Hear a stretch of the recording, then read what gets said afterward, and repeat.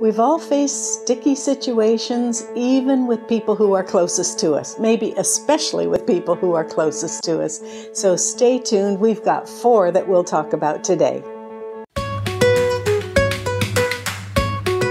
Hi everybody, and welcome to Fun to Know with Carol. I'm Carol Chenot, and I'm glad to welcome you if you're new to this channel. This is part 3 of a series on sticky situations. And I don't know exactly where the theme came from. I think it was a suggestion from one of my viewers. And we've talked about sticky situations at the office, sticky situations with friends, and today we're going to look at some awkward situations with family. Now, I happen to have grown up in and married into families that just get along and love each other. I know that is not the case for probably the majority of people in the world today. So I'm speaking from some experience and then a little bit of just my philosophy of why this is important to get through sticky situations, awkward situations that we all have to deal with, especially when it applies to our family. The reason it is important is because the better we can have relationships with our siblings, with our parents, with our extended family, the happier we're going to be. And that's the goal of this video, is to help you. It may not be, quote, fun to know, but it is good to know so that you can live a happier, more contented, and joy-filled life. So I've chosen 4 situations that we'll take a look at, and we'll just get some practical lowdown on how you might be able to handle them.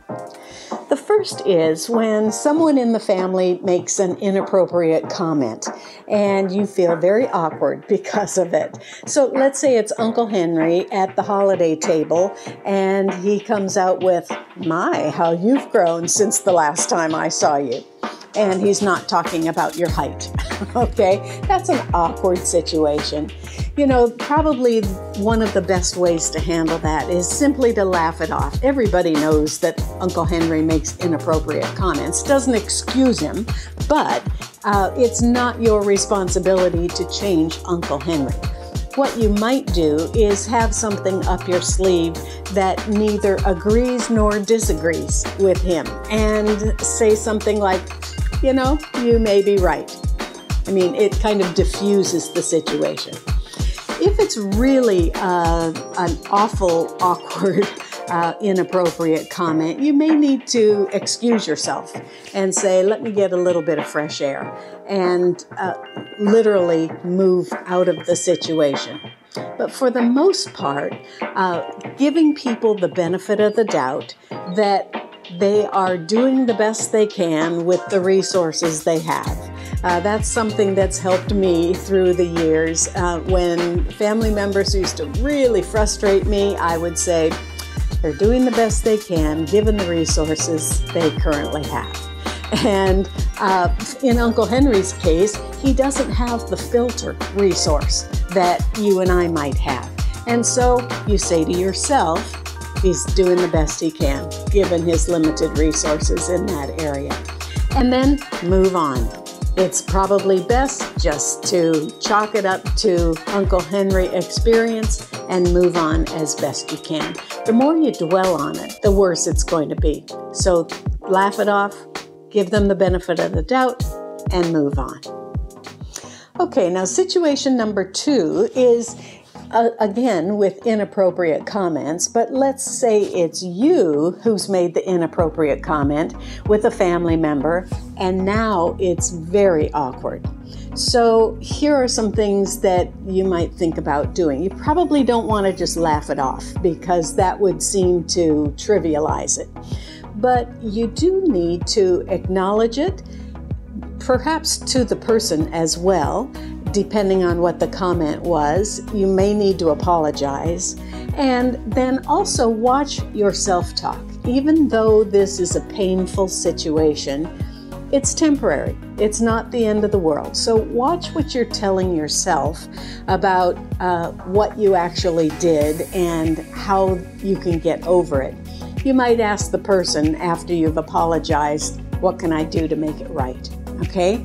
Another thing that I have found helpful is to practice confidence. This is an interesting one because when I first thought about this, I thought, how would I practice confidence? Well, think about one or two of the most confident people you know. How would they respond to this awkward situation that they've just gotten themselves into? How do you think they would respond? Think about that in advance is always a good idea. That's proactivity, thinking about something in advance. And have that up your sleeve as well so that you can demonstrate that when the situation actually arises. You might need to, again, take a moment to recover and give yourself the benefit of the doubt and show yourself some grace.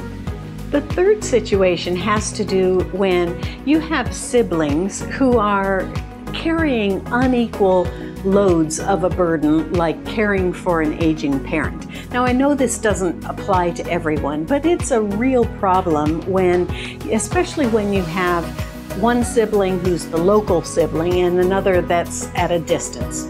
So just a couple of quick things on this. First of all, don't expect equality. It's not going to be equal, especially when the siblings are separated by some distance.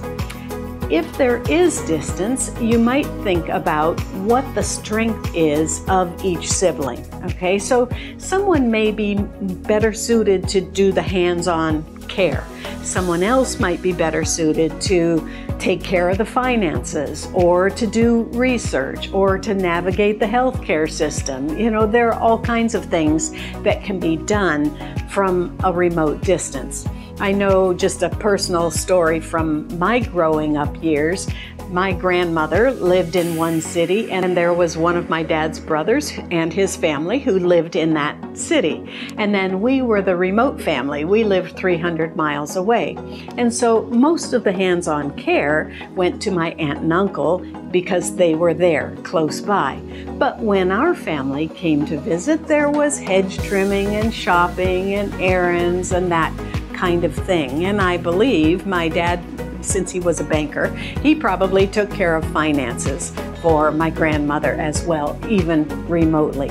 So think about what the strengths are of each of the siblings and see if they can't be delegated. Now, if there are siblings who just refuse to help, they're not willing to help in any way, you might have to decide when it's time to move on. That's one decision. A second decision might be, how are you going to cope with that? Are you going to talk with a professional about it or seek help from a pastor or someone like that, that you can just come to terms with the fact that you're carrying quite a bit of the load? The next situation is one that we all have trouble with, I believe, because it's so touchy. And that's when someone, especially a family member, but this could apply to anybody, when someone is dealing with grief or deep loss. How do we handle that? How do we handle the interaction with them? What do we say or not say? And why is this important? Well, it's important for you to feel confident that you've done all that you can do and that you are providing some support for that person. And it's, of course, important for the other person to feel as though they are surrounded by people who care about them and who love them. So a couple of key elements here. One is that it's important to be practical as opposed to sentimental. You know, there will be a time for sentimentality, but especially during the initial days, it's important to be practical. As much as you love that little angel tchotchke or the little tiny plant, think about the chaos and the clutter that is going on in your friend's head or your relative's head. There's so much to deal with during this time. So the more practical you can be, the better off they're going to be, so that they don't have to deal with more clutter. Now, on the practical side, I know a lot of people really focus on food and providing food for the grieving family. And I can certainly understand that. But just think through are they able to handle that? For instance, if someone were to bring me a casserole and say, oh, you don't have to eat it now, it'll freeze just fine, you can have it later. Well, that's great, except I don't have a freezer out in the garage to put it in. The freezer below my fridge is not that large and it's already full of stuff. So what will I do with a casserole? Perhaps a $30 gift certificate to Olive Garden might be better appreciated, because then I can use it whenever I choose and it's not cluttering things up, and I don't have to return a dish. So think about the practicality of what you're doing as well. If you're ever in doubt, it's a good idea to ask. But here's the caveat. Don't ask the person who's grieving. Ask a person who's close to them. Okay? So we've all heard, oh, if there's anything I can do, just let me know. Well, that's not very practical, because that person doesn't know yet what they need, but a person close to them might. Do they need transportation? Do they need diapers and wipes? Do they need food, gift certificates, or whatever? Ask a person who's close to them. Now, you may not be in a place where you can provide tangible support, and it always is a beautiful remembrance for you to send a card. Now, don't avoid sending a card because you don't know what to say on it. I know that when my parents passed away many years ago, the cards that I appreciated most were the ones that had a little memory of my mom or my dad in them. I had such good memories of your dad. He was such a man of, and they would go on with a little thought about my dad. Those are the ones that make the biggest difference, I think, to the person who's suffered the loss. And when it comes time to actually speak to the individual, you might default to something like, I can't imagine what you're feeling right now. And honestly, I don't have the words, but just know that I care about you, I'm supporting you, I'm praying for you, and I love you. Any of those thoughts will be greatly appreciated. Just don't avoid the situation. I hope our topic today has struck a positive nerve for you, that these are situations that we all find ourselves in, and you feel a little better equipped to handle them. Just know that I'm supporting you from a distance. I do appreciate you watching Fun to Know with Carol, and I hope you have a wonderful week ahead.